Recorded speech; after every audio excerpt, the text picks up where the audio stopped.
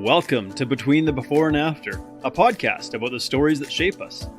I'm your host, Coach John McLernan, and each episode I bring you an inspiring guest with a moving story that shines a light on the power of the human spirit. Before we dive in, I want to let you know about two very important things. Number one, the stories shared here are often gritty, raw, and vulnerable, and very likely will include speaking about sensitive topics suited for a mature audience. Number two, this podcast is also broadcast live on YouTube, Twitch, Twitter, LinkedIn, and Facebook. So on whatever platform you follow myself or Freedom Nutrition Coaching, you have the opportunity to participate in this discussion during the live stream. And we encourage your participation both by commenting and asking questions. And so this podcast is about exploring the stories that take place between the before and after photos, not just in the realm of weight loss, but in all areas of life. So let's dive in. All right, welcome back. Today I'm very pleased to have Sara Im with me, who has quite a remarkable story, one that is difficult in some parts, but has led her to doing some really amazing work. And so I'm very pleased to welcome you to the show, Sara. Oh, thank you for having me as your guest today. Yeah, so for people who will be tuning in, where are you today and where can people find you if they want to know more about your story that we might not be able to cover in today's episode? Of course, I live in Florida in the Tampa Bay area, Okay. and I'm an author. I wrote my memoir, and I now focusing on my speaking and coaching. So Okay. yeah, but coaching I'm just stepped into it recently. So Very good. mostly I want to be an inspirational speaker to inspire people. That's wonderful and amazing. And as a fellow coach, I applaud you. I think you have some tremendous life experience that will really help you connect with people in a way that we really can't learn from reading a book, but you've taken your life experience and use that to really transform others' lives. So I think that's wonderful. So if we were to go back, so you were born and raised in Cambodia, is that correct? That's correct. Yeah. So what was life like for you as a child growing up in Cambodia? Well, as a child, I grew up in a small village in the farm area, Okay. and my parents are farmers. So we live in the environment that is surrounded by nature, which I love. Yeah. Our house is not too far from the river, so Yeah. we have fresh river flowing. It's just beautiful. And Yeah. And so the population of Cambodia at that time, I think, if I have it right, the population now would be around 17 or 18 million people. Is that right? something like that. But back when I grew up, the population was about 6-7 million people. Okay, so it was significantly smaller at that time. And Cambodia is bordered by Vietnam, Thailand, and Laos. Is that correct? That's correct. Okay, and so there's all of the and Southeast Asia. There are these sort of countries that are small and close together. Did you? I guess so. You were growing up. I'm actually not sure how old you are. Sort of what decades were you growing up as a child? The 50s and 60s? In the 50s. Okay, yeah. So I'm getting there. yeah. So in terms of, I mean, what remarkable change you've seen just in the world if you think about life in the 50s and sort of what technology was available to. Here we are today. We're recording this live and broadcasting to the internet. It's quite remarkable. I guess life was probably a lot simpler back then. Yeah, so simple. Yeah. When you were growing up, did you have any favorite foods that you enjoyed eating? What was sort of common for you then? I enjoy everything, but mostly freshwater fish Okay. and fruit. We have a lot of fruit. Yeah. Now, I wonder if the climate in Florida is somewhat similar to the climate in Cambodia, because I imagine Cambodia just being very hot and humid most of the time. Would that be right? Yeah, that's correct. Yes, Florida is as close as possible to Cambodia. So Yeah, in terms of climate. yeah. And so at a certain point in time, you went through high school and whatnot, and then you moved on to going to university. And where did you go to university? I went to to Phnom Penh, which is the capital city of Cambodia. Yeah. I got into engineering school. Okay. Wow. And what type of engineering were you studying? Well, I didn't know much, so I thought that chemical engineering sounded interesting, but I have no reference when I choose the topic. And Okay.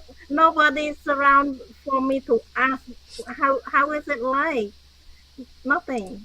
Right, right. So you just thought this sounded interesting, so I will study this. And at that time, I mean, did you have much awareness of like maybe the politics of the country, prior to, because we're going to speak about the time of the Khmer Rouge in that sort of episode or that period of time, but prior to that, did you have much awareness or much interest in the politics of the country? Well, I'm not really interested in politics, but I know that the country is going through changes, a lot of change. When I was younger, we had the king and the prince, but in 1970, they did not want the king and prince anymore. So the country become democrat. Is that democratic? Yeah, Democracy. Yeah, yeah. we become democracy, and we have some a little bit influence from United States in Mm. terms of military support. But that's all I know. Yeah, and I guess back then there was kind of this, could we say, this proxy war that was taking place between the West and the East, and sort of communism versus capitalism. And in 1970, that area, the Vietnam War was still taking place.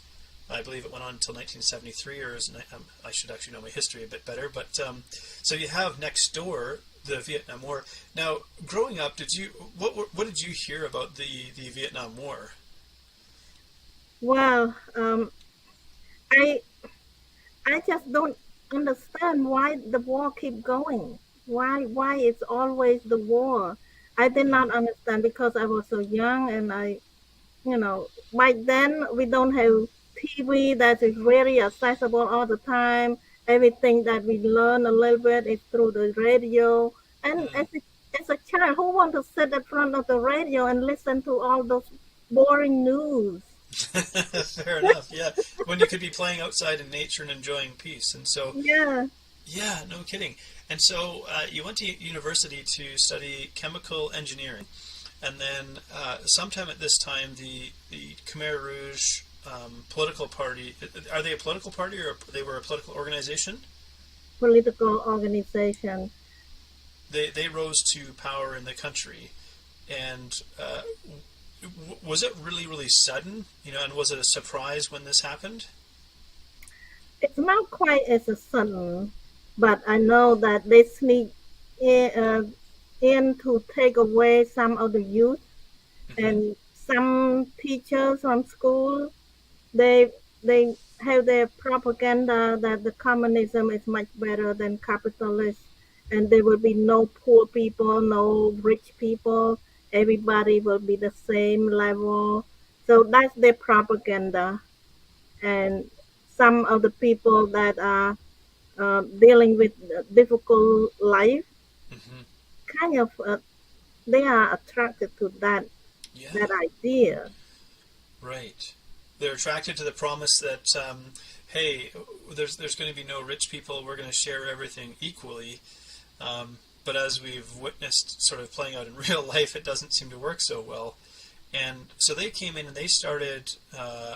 Did they have some kind of military power, or how? Because they started, I don't know, kidnapping people, or how did that happen? Um, I am not sure how they took people away, but pretty close to kidnapping. But when the day that they took over the country, they came in a military style, Mm, okay. and with a military truck, and their soldier carry the big gun on their shoulder and march Mm. into the city. It's And you were in Phnom Penh at this time, yeah, studying at university. yeah, yeah. And did they? So then did they take you away as well? Yeah. They took everybody away from the city. Okay, and what did they tell you? I mean, were you in a classroom when this happened? Were you at home, or how did this happen? No, well, the day that they came in is April 17th. And Hmm. in Cambodia, we celebrate New Year, April 13th to the 17th. It's still our New Year celebration, so everything was shut down. Mm. We we we usually celebrate 3 days at least. So everything was already shut down. It made it so convenient for them to come in just the time that nobody do any work. So Right. yeah, they march in, and some people thought that, oh, it's going to be peace. So they wave the white flag, say peace, peace. But within hours or the next day, they start to come door to door and make sure that everybody get out of the wherever they are. I was hiding in the uh, empty school building to protect myself from the shuttle, from gun. Mm. So And I peeped through the window to watch them marching in as a military style. And but they don't want us to stay hiding. They want us to come out. and so did you come out, or did they find you in the school building? I had to come out because everybody else come out. And they would have said that you were hiding in there. Yeah. Okay, and so you come out. Did they put you into trucks, or what did they do there? No, we walk.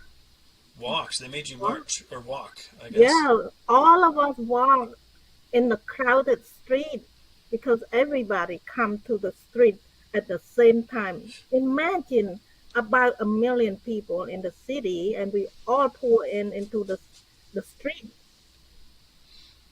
Now, did some people resist or try to fight against the soldiers doing this? Uh, I don't know, but some people might just want to keep hiding, but they cannot escape. They cannot stay hiding forever Hmm. because if, if you stay in hiding, you will be starving to death because there's nothing else happen. They, they, Right, they close all the marketplace. right, right. And so they took you to a labor camp. Is that right? Yeah, eventually, it's a long journey, but eventually I end up in a labor camp So from the time that they took you in the city and you were walking, where did they walk you to, and where did you sleep that first night? on the ground. On the ground. Yeah, The just ground. like outside the city. And was anybody explaining what was happening? No. They No just said explanation. No. you have to follow us, Yes. Yes. and and Yeah. and then They and people just just point follow a along. gun. Yeah. They Yeah. are people who had a gun. They just pointed us. Just go. Keep going. Keep going. Yeah. Okay. And so, what were you thinking as this was happening? What thoughts were kind of, if you remember, were kind of going through your mind as this was happening? Well, I thought it's only temporary. Yeah. Okay. Yeah. So, but I was crying because I was thinking about my family back home. That's Mm, a few hundred miles away, and there's no way that I can go home at that time. right. And there was no cell phones back then or anything like that. Like no way for your family to even understand if what was happening to you and where you were or anything like that. No, but they went through the same. They all experienced the same, but we didn't know about each other. Wow, that's incredibly difficult. And so they march you until you get to this labor camp. How long were you walking to get to the labor camp? How many days did that take? There's a two-step. I got into the faraway village, so they put us there with somebody in somebody's house temporary, and they sent us to work right away in the rice field. And Okay. then there was an announcement. They want to take people from the crowded area to the place where they don't have enough people. So they said that we want to move some people to Bandambong. So when I heard the word Battambang, that's my hometown. Okay. I want to go to Battambang. I signed up, and I did not end up in Battambang. They put me in the middle of nowhere, Right. And what kind of work were you doing? in the rice field. Okay. And so for those who might not know, what does, like, rice is a very labor intensive crop, I believe. So it requires a lot of human labor. It's not something that we just, in Canada, for example, we grow a lot of wheat and you sort of plant it, and we have these big machines and so on. But maybe to this day, still rice is a very labor intensive crop. Is that right? Yes, in Cambodia we don't have the big machine, and Mm. especially during the communist regime, they use us to plant the Yeah. rice, Yeah. acre and acre and acre of rice. We just went down all day long to plant, and Mm. during the harvest time we had to harvest by hand also. Right. And this was going on for a number of years, if I understand right. 4 years. 4 years. And so in this time, there's also the genocide that was being carried out. And do you have any understanding, or did you at that time, like, that a genocide was taking place? Were you aware that they were taking people away and killing them and torturing them? I did not. I did not, because the camp that I was in, they are very more. I don't, they are now rough and rude in front of us. Right. Whatever they do, they took people quietly, secretly, and then they executed quietly. Hmm. So we don't see. But I heard some horror. People witnessed some torture, some killing in front of them. So I'm so grateful that I did not have to witness that. Yeah, absolutely. That would be horrific to. It's already difficult enough to hear about it. Was So you were working. How many people were working with you? So you were located in a village, and then you were laboring in and around that village in the rice fields. How many people, if you recall, were with you, sort of in that location? I was put in a camp of 1,000 single men and women. Okay. And did you stay in this camp for the whole 4 years? Yes, for 4 years. Okay. And so in that time, so you have 1,000 men and women laboring away, and it might sound like a strange question, but in all of this difficulty and misery, did you form any friendships and or relationships in that time? Yes, yes, I do, because um, during at the beginning, our body was so shocked with the hard work, with the starvation. We only receive very little food, and well, it's not that little. They give us enough rice, but not much. There's nothing else that come with the rice. Uh, No vegetables or protein. yeah, very little soup, watery soup, and barely see any fish in it. So we are basically malnutrition. So Hmm. Hmm. we quickly become very sick, and we did not. They did not give us enough time to sleep. So I slept about 4 hours a night. Wow. Yeah. And were there? I imagine, like, because this is working in extremely hot weather, and there's not a lot of water. I wonder if if sanitation, was it very sanitary, or was it sort of unsanitary, the conditions? Well, it's very wide open. So it's environmentally it's clean, Hmm. but we don't have soap or toothpaste or anything like that. I never brushed my teeth for 4 years. Wow. I Okay. don't have anything to brush my teeth with. And Right. yeah, when I need to take a bath, I go into the river. Right. That was the only option. Yeah, jump in the river and then come out. Now, were there during this time, were there people who, I don't know, rebelled or were disobedient in a sense, or did people just kind of go along and hope that they survived it and got through it? Well, some people run away secretly, which I don't know until later on. I found out, somebody disappeared, and well, the disappearance of people could be taken away to be killed, or they run away. Hmm. And I contemplate running away all the time because I didn't want to stay. I want to go home and find out what happened to my family, and I want to help out. So Mm. my mindset was about my family. But when I got so sick, I realized I cannot really run away. I'm too sick to do anything. To just walk, I barely can walk. Yeah, and were you afraid that you were going to die in this sick condition? I was a little bit fearful, but I was hoping. For some reason, I did not give up hope. I think it's going to change. So this situation will change. I don't know. I was so naive. I was expecting a better condition. So And these labor camps had soldiers, I guess, running them or guarding them and whatnot. Did the soldiers ever, just like randomly beat or assault or abuse people, or were they fairly disciplined? well, if somebody disobey their rule is pretty long. Mm. Their rule is like a long list of what not to do. There's so much not to do. And if somebody disobey that rule, they will get beaten, they will get punished. So Mm. Mm. That's extremely difficult. Did you ever break the rules in that time?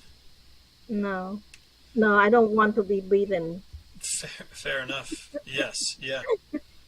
And so it was so many people that were sort of caught in this captive situation here, and you were in this labor camp for how many years? 4 years, 4 years. yeah, I think after the first few months, what were you thinking? Maybe you've been in this for like 3, 4 months, and what was running through your mind? 3, 4 months. Uh, I did not think too much because I have no time to think. It just keep up, keep up. What I was fearful more than anything was that I was not trained to be a farmer. I Mm. was not trained to do right planting or harvesting or anything. I was clumsy.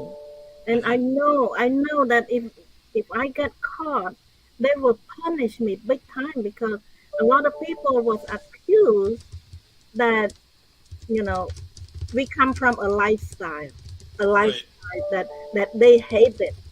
This revolution is about hating the previous lifestyle. And Right. and I was so fearful that I would be accused of that habit of the lifestyle from the previous government. Right. Yeah. Um, And so after, let's say you're halfway through, and maybe you didn't realize that you were halfway through because maybe there's 2 years have passed. What when you said you were holding on to hope, what was still hopeful for you? Hope that I will be still alive. The hope that something will change, Yeah. and the hope that my family are still alive. And were you ever given like a day off or any kind of break or anything like this? The day off when I could not work anymore, I was too sick. I had like 3, 4 disease Yes. coming into my body all at the same time. I start out with high fever, Hmm. and then I realized I have malaria, Oh and then dear. I have typhoid, and then I have my body was puffing up, swelling all Yeah. over, and then I emaciate. You're And starving. Yeah. yeah, the emaciation from the puffiness, Yeah. that's what kill people because it's abrupt losing of weight. Mm. So many of my friends die during that initiation process. I went through that process a few times. Every time I initiate, I lost about 10, 15 pounds. So I keep puffing up and then losing weight a few times until I lose all the weight I can possibly lose. Hmm. And when you were this sick, did they have any kind of doctors or medical care providers, or did they just make you lay in bed and you can't work? Like, how did they treat you when you were this sick? When I was that sick, they don't want me to stay with the work people. Hmm. Um, they want me to go to a different location. They say that you need to go to the hospital. And then when I get to that hospital, I realize it's not really a hospital. It's a dying place for people to stay and waiting for the time. So they would just bring you to this location. Was there like just a large like shelter with beds or something, and they were just bringing people there to slowly die? Well, there is no bed to start with. We sleep on the floor, the hardwood Hmm. floor. Um, yeah, the, there's so many people that are so sick that they cannot work. So we all stay in that shelter and just. And I realize that I need to get out from here. If I keep staying, I will get more disease, which I cannot afford to get to add any more disease. So Right. I eventually sneak out from there. And did they feed you in this location? Yeah, yeah, they feed you a little less than the work people. Right, because you're not working, but they still fed you a little bit. So then you realize I need to escape. How did you go about escaping? Well, I start out with prayer. Hmm. I pray a lot. Hmm. At night time when they don't see me, so I pray. And at that time, I believe that there is God, that is so powerful, and He knows everything. So I ask Him for mercy to to help me to survive. So after I pray for a while, one morning I feel like, oh, when I woke up very early in the morning, I feel like I can make it to the other side. So I sneak out very early when people are still asleep, and Hmm. I walk out from there. So And I wonder if the guards themselves, like, did they eat better than people, or were they also struggling with malnutrition and getting sick? I believe that they eat better. Hmm. Hmm. Yeah. So you snuck out into the jungle. No, I snuck out back to the workplace, to the work camp, and somebody saw me. That person is a very kind person, and she saw me, and she said that, okay, you can stay with me, and I'll try to find you something to do so that they don't send you away to the hospital again. So when she realized I'm too sick to do anything, she talked to the kitchen people, and they said they can use some help from me. So I was sent to the kitchen. You Okay. know how happy I was. I was so happy, and Yeah. I realized I will survive. Yeah. So there were a lot of people in these labor camps, but it wasn't the entire population of Cambodia. Is that correct? No, no, no, no. How much of the population, if you remember, was actually in these camps? Well, it's only 1,000 people. They make announcement in the village. Before I come to this camp, I was in the village, Hmm. and they said that if you are single, man and woman, and want to come and be a special force, we will train you, and maybe you can go to help out the village nearby. When I Hmm. heard that, I said, that's me, because I want to keep moving. Hmm. Hmm. I want to keep moving, and I was looking for the opportunity that I might be able to go closer to my hometown. So that's all I was thinking. Hmm. It's not. I was not thinking about my faith, about my situation. I was thinking about opportunity. Right. And so you escaped from the camp, and it was in this village where a lady saw you and took you in and brought you to a place where there was a kitchen. Was this like a restaurant kitchen or a facility? This kitchen is the kitchen that they prepare food for the work people, for Okay. for the whole 1,000 people in the camp. Right. Yeah. And were you worried about being spotted or being recognized, or that that someone would see you and think that you should go back to the labor camp? Um, I was not thinking about that because I was so skinny, so frail. Hmm. I don't think they would be able to use me. I was just almost almost didn't make it. Almost Hmm. almost did not breathe. Uh, I could not. I have a hard time breathing, walking, and moving. I was almost dying. Mm, yeah, and you mentioned that in all of this that you maintained prayer and faith. And if I may ask, were there times that you questioned that or wondered, in your estimation, like where God was and why you were suffering this much? Hmm. No, I never asked that question because Cambodia. Well, when I was young, my parents are Buddhist, Hmm. and the Buddhist concept, they believe that life is suffering. So this suffering is part of life. So people kind of accept that it's part of life. Mm, so there's sort of a resilience to suffering that made this tolerable. So um, when you're praying, who are you praying to? Well, I pray to the biggest God. I didn't know much. I have to tell you this short story. Of course. When I was about 7 years old, I love to listen to my mom's bedtime story. She read the adult book, Mm, and one of the book that she read is the story about a man who sacrificed his life to be to be a generous. So generosity is the value for this lifetime for him. So he gave up everything except he still have a wife and two children.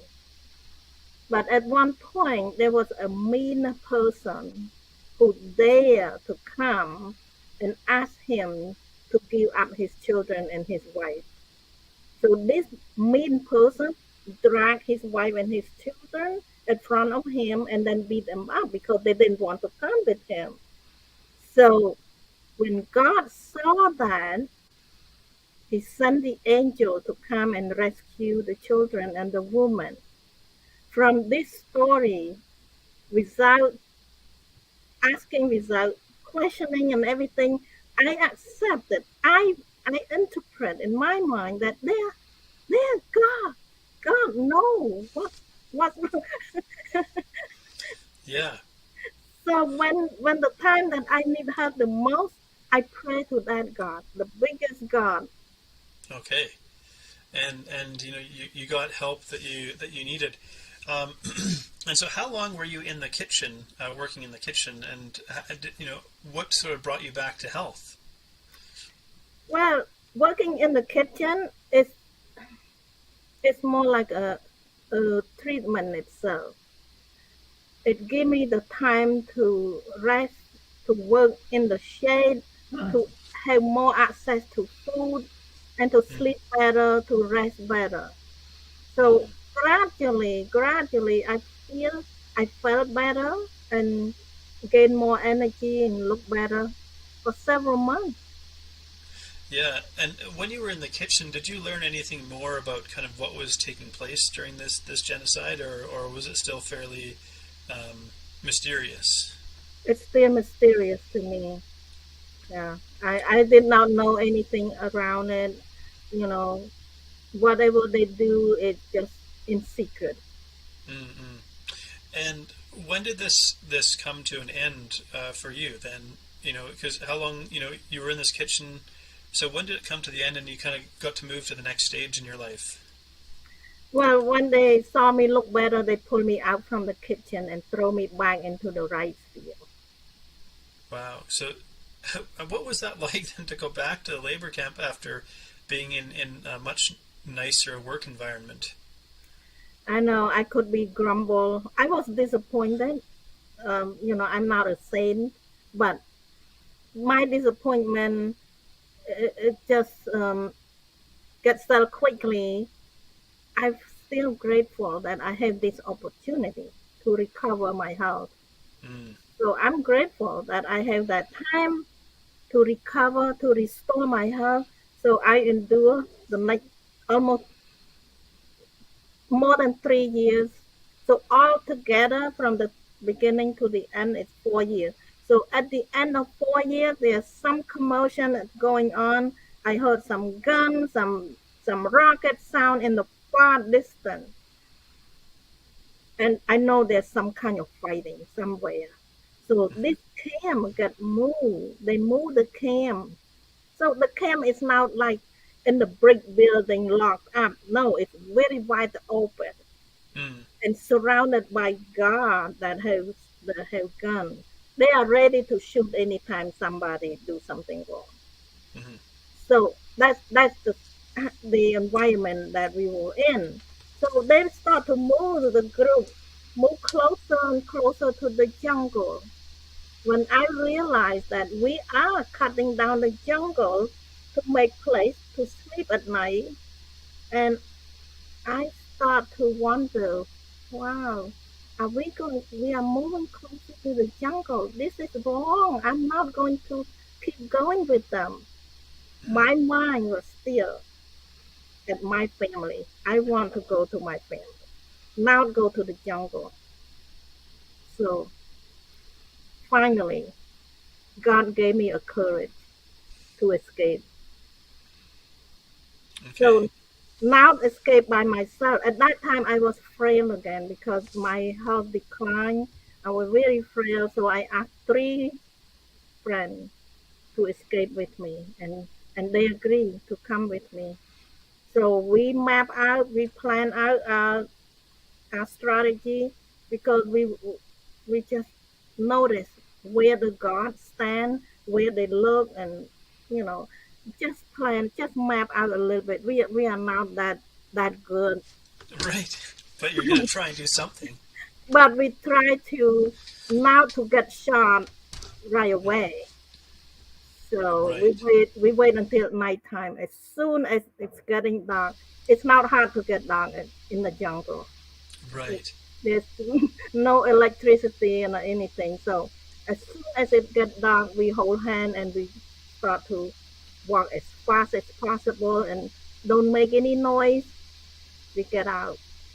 So, and you were aware, and you and your friends were aware that if we escape, and we get caught, we might be shot.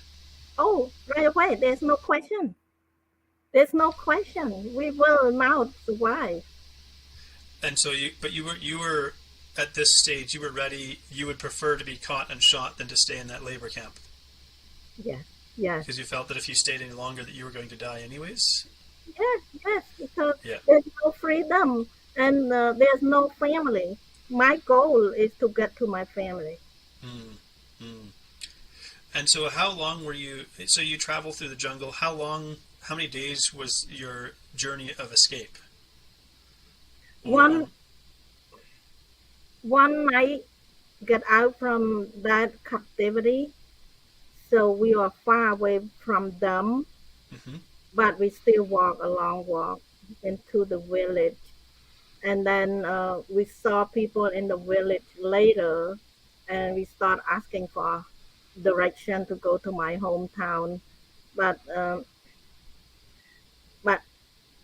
later, I found out very sad situation. The the whole country had been liberated 4 months before I escaped. the whole country had, but this labor camp was still operating. Yeah, the rest of the country was liberated. Wow. Okay. And so these four friends, did you escape with them to your family's village? Yeah, yeah. It was a long walk, long journey, a few weeks of walking, Mm. but finally I tracked down my family and so on. So finally, And what was it like? Because this has now been 4 years. What was it like? What did you say? Say, I mean, when you're reunited with your family after 4 years of, starvation and working in a labor camp and having to escape under threat of death. What do you say to your family when you see them? well, they thought that I was dead, and we didn't talk about it. We know everybody struggle, everybody suffer. Hmm. And with your family, did you have siblings? Yes, I had three younger brothers. Okay. Did any of your younger brothers also end up in labor camps? Yes, yes, Yeah. And so each one of you had kind of your own experience of suffering through this. yes, Yeah. So I imagine there were maybe some tears and some joy as well when you're reunited with your family. yes. It was, yeah. Um, so when the country had been liberated, what did that mean? Like who was liberating the country? The Vietnamese. Okay, so the Vietnamese came in and said we're overthrowing this regime, and were they looking to take over Cambodia or just give Cambodia freedom again? I think they come to. I have other requests from some Cambodian people. They know that there's a lot of killing going on. They just want to help stop the killing. Yeah. Okay. Well, I mean, this has been quite remarkable, and I feel like we're just scratching the surface of your story because there's so much more that will have taken place between. I guess it would be about 1979 when you escaped, and today where we're at. I guess if we fast forward just a little bit, because I think people are going to have to read your memoir if they want to learn more about this and learn more about what it is that you do. But your journey took you to the U.S. where you studied at college there as well, and you've built a life over here in the United States. Do you have a family here as well? Well, I have one relative that was here before me, and he's the one who sponsored me to come. But Okay. yeah, but later on, I brought all my family to come. Okay. So you had all of your family come over here to the United States, and yeah, and so you studied, and what is it that you do now? Then where has this brought you to? Right now, first I was in the health and wellness business. I Hmm. want to help people to take care of themselves, to stay healthy. And then later on, I published my book. Like in 7 years ago, I published the book. And since then, people want to hear my story. So I become a speaker. Yeah. So now you've been through some incredible hardship in your life, and you've overcome some very, very difficult circumstances, which is quite remarkable. And I think it's a testament to the power of the human spirit. When you look back, what was it that got you through those most difficult times?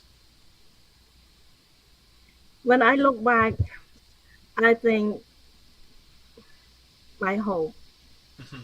my love for my family, Mm. and my faith. I believe in God. Yeah. So, uh, yeah, hope is very important because hope is just having only positive expectation.